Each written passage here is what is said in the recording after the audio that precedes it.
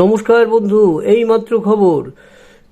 শুভেন্দুর গড়ে বিরাট ধাক্কা, তৃণমূল ছেড়ে বিজেপিতে যেতে পারে 7 বারের কাউন্সিলর। ফের শিরোনামে বিরোধী দলনেতা শুভেন্দু অধিকারীর।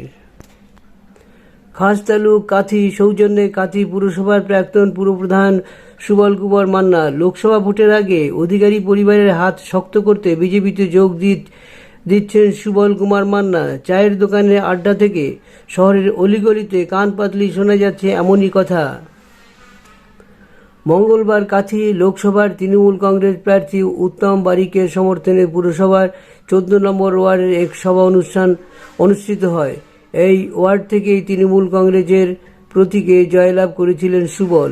একবার নয়, টানা 7 বার এই ওয়ার্ড থেকে জিতেছেন তিনি। শেষবার 2022-এর পুরসভা নির্বাচনে এই 14 নম্বর ওয়ার্ড থেকে জিতে কাথি পুরসভার পুরপ্রধান হিসেবে নির্বাচিত হন।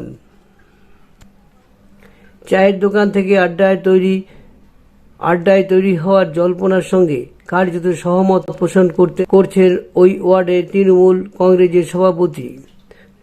যদিও এই সমস্ত বিষয়কে গুরুত্ব দিতে নারাজ বিজেপি নেতারা। জেলার রাজনৈতিক মহলে জোর আলোচনা। সুবলের বিজেপি যোগদানের জল্পনা সম্ভবত আগামী কয়েকদিনের মধ্যেই বাস্তবে রূপ নিতে চলেছে। কয়েকদিন আগে কাথির একটি স্কুলে অনুষ্ঠানে অতিথি হিসেবে উপস্থিত ছিলেন সুবল কুমার মান্না। একই মঞ্চে উপস্থিত হন কাথির বর্ষিয়ান সংসদ তথা বিরোধী দলনেতা শুভেন্দু অধিকারীর বাবা শিশির অধিকারী। মঞ্চে বক্তব্য রাখতে গিয়ে তৎকালীন কাথি পুরসভায় পুরপ্রধান সুবল শিশিরকে গুরু বলে সম্বোধন করেন এবং প্রণামও করেন। এরপর রাজ্য তৃণমূল নেতৃত্ব সুবলকে শোকজ করে। শোকজের কোনো উত্তর দেননি সুবল। এরপর পুরসভা অনাস্থা এনে সুবল কুমার মান্নাকে সরিয়ে দেওয়া হয়। কাথি পুরপ্রধান হিসেবে নিযুক্ত হন সুপ্রকাশ গিরি। তারপর থেকেই কাথি পুরসভার প্রাক্তন পুরপ্রধান সুবল মান্নার থেকে দূরত্ব বাড়ে তৃণমূল কংগ্রেসের। দলীয় নির্বাচনী কর্মসূচিতে তাকে আজকাল আর দেখা যায়নি।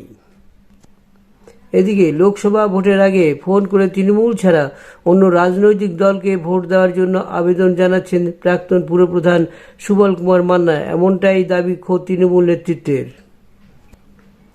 মঙ্গলবার বিকেলে কাথি পুরসভার 14 নম্বর ওয়ার্ডের তৃণমূল কংগ্রেসের উদ্যোগে প্রার্থী উত্তম বারিকের সমর্থনে কর্মী সভা আয়োজন করা হয়। ওই সভায় উপস্থিত ছিলেন উত্তম বারিক, কাথি পুরসভার পুরপ্রধান সুপ্রকাশ গিরি, পূর্ব মেদিনীপুর জেলা পরিষদের কোক মেন্টর হাবিবুর রহমান এবং ওয়ার্ডের সভাপতি শেখ হারেস সহ তৃণমূল নেতৃত্ব।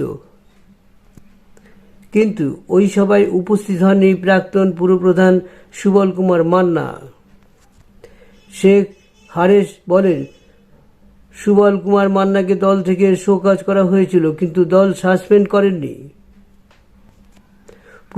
পুরপ্রধানের পদ থেকে সরে যাওয়ার পর তিনি হিন্দু সম্প্রদায়ের মানুষকে ফোন করে বিজেপিকে ভোট দেওয়ার কথা বলছেন। সংখ্যালঘু পরিবারকে কংগ্রেসকে ভোট দেওয়ার কথা বলছেন। তৃণমূলের পক্ষ থেকে বলা হয়েছিল সভায় আসার জন্য, দলের কাজকর্ম করার জন্য, কিন্তু উনি পরিষ্কার জানিয়ে দিয়েছেন তৃণমূল কংগ্রেস করবেন না, অন্য দল করবেন। যদিও এই বিষয়ে প্রতিক্রিয়া নেওয়ার জন্য প্রাক্তন পুরপ্রধান সুবল কুমার মান্নাকে একাধিকবার ফোন করা হয়েছিল, তিনি ফোনই ধরেননি, তাই কোনো প্রতিক্রিয়া পাওয়া যায়নি। কাথি সাংগঠনিক বিজেপি নগর মণ্ডলের সভাপতি তথা পুরসভার 18 নম্বর ওয়ার্ডের কাউন্সিলর সুশীল দাস বলেন, এটা ওদের দলের অভ্যন্তরীণ বিষয়। সুবলবাবু বিজেপিতে যোগ দিতে বলছেন কিনা সেটা আমার জানা নেই। সবার ছাপ্পা দিয়ে জিতে আসা কাউন্সিলরদের সমর্থন আমাদের লাগবে না। প্রসঙ্গত 1985 সাল থেকেই রাজনীতির সঙ্গে যুক্ত রয়েছেন সুবল মান্না। প্রথমে কংগ্রেস ছিলেন, তারপরে নির্দল হিসেবে ময়দানে ছিলেন। দল শোকজ করার আগে পর্যন্ত তৃণমূল সক্রিয় নেতা ছিলেন। 18 দশকের আগে থেকেই ক্লাব রাজনীতির সঙ্গে যুক্ত ছিলেন সুবল। 1958 সালে জন্ম সুবল মান্নার। বাবা অচিন্ত্য মান্না রেশন ডিলার ছিলেন। পারিবারিক ওই ব্যবসা এখনও রয়েছে। 1995 সাল থেকেই প্যান্ডেল ব্যবসার সঙ্গে যুক্ত হন তিনি। এই ছিল বিশেষ খবরটি। বন্ধুরা, অবশ্যই আপনাদের প্রতিক্রিয়া জানাবেন, আর সেই সঙ্গে সাবস্ক্রাইব করে পাশে থাকা বেল আইকনটি অবশ্যই বাজিয়ে রাখবেন, লাইক এবং শেয়ার করে রাখবেন।